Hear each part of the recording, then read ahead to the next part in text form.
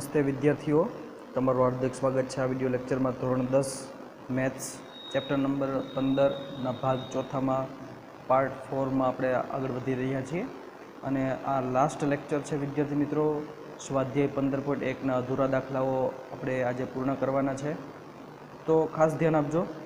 Okay, દાખલા number 16 થી આપણે વાત કરીએ તો દાખલા નંબર 16 એ હોમવર્કમાં તમને આપું છું. દાખલા નંબર 17 જોયા પછી દાખલા નંબર 16 તમને ઇઝીલી ખબર પડી જશે અને એકદમ ટૂંકો દાખલો છે એટલે તમને હોમવર્કમાં આપું છું. દાખલા નંબર 17 વિશે આપણે આજે વાતો કરવાના છીએ. દાખલા નંબર 17 શું કહે છે, એના બે પાર્ટ છે. પહેલા પાર્ટનો આધાર લઈને બીજો પાર્ટ ગણવામાં આવેલો છે. તો પહેલો પાર્ટ શું કહે છે, ચાલો સમજીએ કે 20 વીજળીના ગોળાઓનો જથ્થો છે. એમાંથી 4 છે એ ખામીયુક્ત ગોળા છે, એટલે કે બંધ ગોળા છે, બંધ વીજળીના ગોળા છે. આ જથ્થામાંથી એક ગોળો યાદચ્છિક રીતે કાઢવામાં આવે, એટલે એક ગોળો જો પિક કરવામાં આવે તો આ ગોળો ખામીયુક્ત હોય તેની સંભાવના કેટલી? ઓકે, તો વિદ્યાર્થી મિત્રો ઓલ ઓવર આ રકમ છે, તો આપણે એમાં આપેલી માહિતીના આધાર ઉપર જ આપણે દાખલો ગણીશું. સૌપ્રથમ આપણે ધારી લઈએ કે આપણી પાસે કુલ વીજળીના ગોળાનો જથ્થો કેટલો છે, તો કે કુલ વીજળીના ગોળાનો જથ્થો છે 20. એમાંથી 4 છે એ ખામીયુક્ત છે. ઓકે, એક ગોળો જો પિક કરવામાં આવે, એક ગોળો યાદચ્છિક રીતે કાઢવામાં આવે તો આ ગોળો ખામીયુક્ત હોય એની સંભાવના કેટલી? તો આપણી પાસે ખામીયુક્ત ગોળા ટોટલ કેટલા છે? 4. ઓકે, અને કુલ ગોળા કેટલા છે? 20. તો આપણને ખ્યાલ આવી ગયો કે આપણે જે આ રકમમાં માગેલું છે, એટલે કે સાનુકૂળ પરિણામની સંખ્યા કેટલી થઈ ગઈ? 4. શા માટે 4? તો કે આપણને શું માંગ્યું છે કે આપણે યાદચ્છિક રીતે જે ગોળો કાઢીએ છીએ એ ખામીયુક્ત હોય તેની સંભાવના. તો ખામીયુક્ત ગોળા તો 4 જ છે, તો સાનુકૂળ પરિણામની સંખ્યા 4 થઈ જાય છે. શક્ય પરિણામો કેટલા હશે? 20 હશે. તો તમને આસાનીથી પ્રોબેબિલિટી એ મળી જશે. P of A is equal to, તમને ખબર છે સૂત્ર, તમને ખ્યાલ જ છે, સાનુકૂળ પરિણામોની સંખ્યાના છેદમાં શક્ય પરિણામોની સંખ્યા. તો 4/20 એટલે 1/5 એ તમારો જવાબ મળશે. ઓકે વિદ્યાર્થી મિત્રો, બીજી વાત કરીએ છીએ. બીજી વાત જે માગી છે શું છે? ધારો કે પહેલાં જે ઘટના, પહેલી પ્રોબેબિલિટી આપણે જે ફાઇન્ડ કરી તેની અંદર કાઢવામાં આવેલો ગોળો જો ખામીયુક્ત નથી, તો સિમ્પલ છે વિદ્યાર્થી મિત્રો, જો ખામીયુક્ત ગોળો ન હોય એની સંભાવના કીધી હોત તો શું આવત? અહીંયા ખામીયુક્ત ન હોય તો કે 20માંથી 4 જાય 16 છે. 16 ગોળા એ વીજળીના એ ખામીયુક્ત નથી, એ ચાલે છે. તો 16/20 થઈ જશે. ઓકે, પ્રોબેબિલિટી તમારી. પરંતુ હવે એમ કહે છે કે સમજો કે એ ગોળો ત્યાંથી કાઢવામાં આવેલો છે એ ખામીયુક્ત નથી અને એને પાછો એ જથ્થામાં મૂકવામાં આવતો નથી. એટલે 19 જે ટોટલ 20 જે ગોળા હતા એમાંથી જે એક કાઢેલો છે, બરાબર છે, એ કેટલામાંથી એમ વાત કરે છે? તો કે 16માંથી એ જો ગોળો નીકળતો હોય, એટલે કે ચાલુ ગોળા કેટલા છે? 16. તો 16 ગોળા ચાલુ હોય એમાંથી એક એ નીકળી જાય તો ટોટલ કેટલા વધે? 15. ઓકે, હવે બાકીના ગોળામાંથી એક ગોળો યાદચ્છિક રીતે કાઢવામાં આવે તો આ ગોળો ખામીયુક્ત ન હોય તેની સંભાવના કેટલી? તો આપણને ખ્યાલ છે કે આપણે એક ગોળો તો અગાઉ આપણે મૂકી દીધો છે સાઈડમાં. તો હવે જથ્થામાં ગોળાની કુલ સંખ્યા કેટલી થઈ જશે? 19. એમાંથી 4 ગોળા કેવા છે? ખામીયુક્ત. તો બાકીના વધે છે. ઓકે, એ ગોળા સારા ગોળા જે ચાલુ છે એવા ગોળા કેટલા થઈ જશે વીજળીના? તો કે 15. ઓકે, કારણ કે 19 ટોટલ હતા, એમાંથી 4 ખામીયુક્ત કાઢી લીધા, તો ચાલતા હોય એવા 15 થઈ ગયા. ઓકે, તો 15 થઈ જાય છે તો શક્ય પરિણામોની સંખ્યા કેટલી થઈ જાય છે? 19. અને સાનુકૂળ પરિણામોની સંખ્યા કેટલી થઈ જાય? 15. તો તમારી પ્રોબેબિલિટી શું આવશે? 15/19. થોડુંક સમજવાનું શું ટફ છે વિદ્યાર્થી મિત્રો અહીંયા? તો કે અહીંયા જે આ વાત કરેલી છે કે સમજો કે એ ગોળો ચાલુ છે, ઓકે, એ ખામીયુક્ત નથી અને એ પાછો મૂકવામાં પણ નથી આવતો, તો આપણી પાસે આ રીતની મેથડ થઈ જશે. ઓકે વિદ્યાર્થી મિત્રો, આ બહુ સરસ દાખલો છે, એ આપણે અહીંયા પૂરો કરીએ છીએ. નેક્સ્ટ દાખલા ઉપર જઈએ છીએ. ઓકે,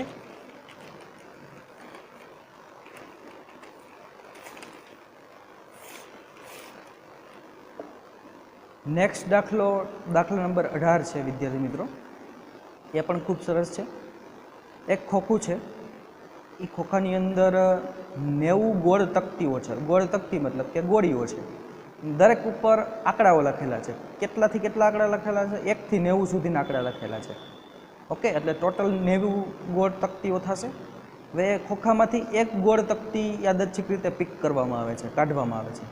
તો તેના ઉપર જે સંખ્યા લખેલી હશે એ 2 અંકની સંખ્યાવાળી કેટલી 2 અંકની સંખ્યા હોય તેની પ્રોબેબિલિટી ફાઇન્ડ કરવાની છે.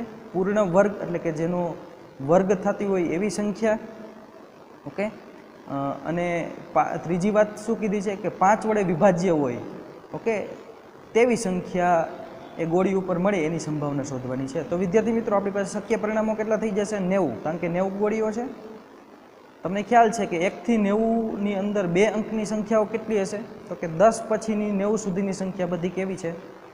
2 અંકવાળી છે. ઓકે, એટલે તમે જોઈ શકો છો કે ટોટલ 90માંથી 9 આગળની 1 થી 9 સંખ્યા બાદ કરશો એટલે બાકીની બધી સંખ્યાઓ કેટલી હશે? તો કે 2 અંકવાળી. તો એ ટોટલ કેટલી મળશે તમને? 81. તો સાનુકૂળ પરિણામો કેટલા થઈ ગયા? પહેલી જે વાત પૂછી હતી કે 2 અંકની સંખ્યાની પ્રોબેબિલિટી કેટલી છે? તો એના માટે સાનુકૂળ પરિણામની સંખ્યા કેટલી થઈ જાય છે? 81.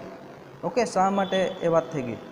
તો બસ આપણી પાસે શક્ય પરિણામો 90 હતા, સાનુકૂળ પરિણામોની સંખ્યા 81 થઈ ગયા. તો પ્રોબેબિલિટી તો આપણે ફાઇન્ડ કરી શકીએ છીએ, સંભાવના 81/90.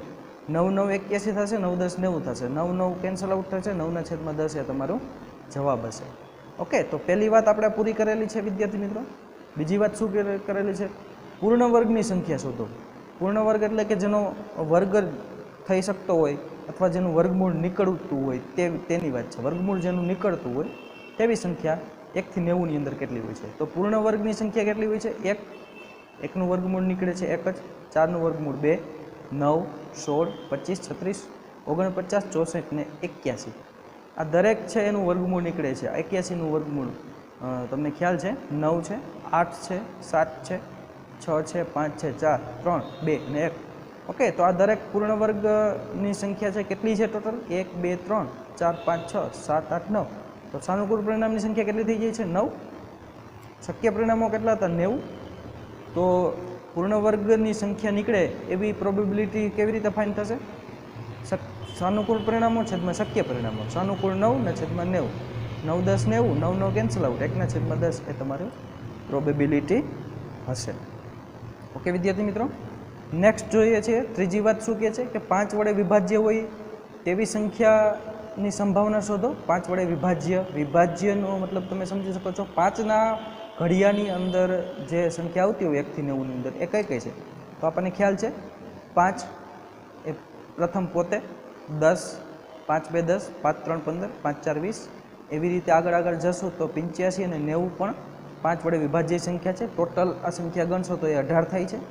ઓકે, તો સાનુકૂળ પરિણામોની સંખ્યા 18 થઈ જાય છે અને શક્ય પરિણામોની સંખ્યા અહીંયા ઉપર આપેલી છે 90. તો 18/90, 18 5 90, 18 કેન્સલ આઉટ, 1/5 એ તમારી પ્રોબેબિલિટી થશે. ઓકે વિદ્યાર્થી મિત્રો, આ વાત એકદમ સરળ છે, તમને સમજાઈ ગઈ હશે. ઓકે, ફરીથી વિડીયોને જોઈ લેશો તો આખું ખ્યાલ આવી જશે. નેક્સ્ટ દાખલા ઉપર જઈએ છીએ વિદ્યાર્થી મિત્રો. દાખલા નંબર 19 તમને હોમવર્કમાં આપવામાં આવે છે. એ ખૂબ સરળ છે. આગળના દાખલાઓના રેફરન્સમાં જ એ દાખલો છે. ઓકે, દાખલા નંબર 20 ખૂબ જ આઈએમપી છે. એના ઉપર એક સરસ મજાનું ઉદાહરણ પણ છે. આના જેવું જ છે. હેલિકોપ્ટરનું ક્રેશ થવાની જે સંભાવના છે, ઓકે, એના આધારિત એ દાખલો છે, એ ઉદાહરણ છે. તો અહીંયા આપણે દાખલા નંબર 20 જોઈએ છીએ. ખાસ આઈએમપી છે કારણ કે થોડુંક અલગ સ્વરૂપમાં પૂછેલું છે. શું પૂછ્યું છે? ધારો કે એક પાસાને, બરાબર છે, તમે યાદચ્છિક રીતે આપેલ આકૃતિ, અહીંયા આપેલી આકૃતિ છે એક લંબચોરસ છે, એની વચ્ચે એક સર્કલ છે, વર્તુળ. ઓકે, આકૃતિમાં બતાવ્યા પ્રમાણે લંબચોરસ ક્ષેત્રમાં ફેંકો તો તે 1 મીટર વ્યાસ, તો 1 મીટર વ્યાસ એ પેરામીટર આપી દીધેલો છે વર્તુળનો, ની અંદર પડશે તેની સંભાવના કેટલી? તો તમને વિદ્યાર્થી મિત્રો ઓલ ઓવર ખ્યાલ આવી ગયો હશે. તો તમે જ્યારે પાસો ફેંકો છો તો વિદ્યાર્થી મિત્રો અહીંયા પણ પડી શકે છે, અહીંયા કોઈ પણ જગ્યાએ. તો આ પાસો ફેંકવાની જે ઘટના છે એક સમસંભાવી છે. એ લંબચોરસના કોઈ પણ બિંદુ આગળ પડવાની સંભાવના સરખી જ છે. ઓકે, તો આ વર્તુળની અંદર પડવાની સંભાવના આપણે ફાઇન્ડ કરવાની છે. ત્યાં સંખ્યા હતી, અહીંયા કંઈક ક્ષેત્રફળના માપો મળશે આપણને. તો શક્ય પરિણામોની સંખ્યા આપણે ન લખતા, ઓકે, આપણી પાસે શક્ય પરિણામો, શક્ય તો આખું જે લંબચોરસનું ક્ષેત્રફળ છે એ શક્ય પરિણામોની સંખ્યા થઈ જશે. સાનુકૂળ પરિણામોની સંખ્યામાં વર્તુળનું ક્ષેત્રફળ, કારણ કે આપણો જે પાસો છે યાદચ્છિક રીતે વર્તુળની અંદર પડે તેની સંભાવના શોધવી છે, તો સાનુકૂળ પરિણામની સંખ્યામાં શું આવશે? વર્તુળનું ક્ષેત્રફળ. ઓકે, લંબચોરસનું ક્ષેત્રફળ એના પેરામીટર આપેલા છે, લંબાઈ પહોળાઈ, તો લંબાઈ ગુણાકારમાં પહોળાઈ, તો 3 2 6 મીટર વર્ગ એનું ક્ષેત્રફળ આવી જશે લંબચોરસનું.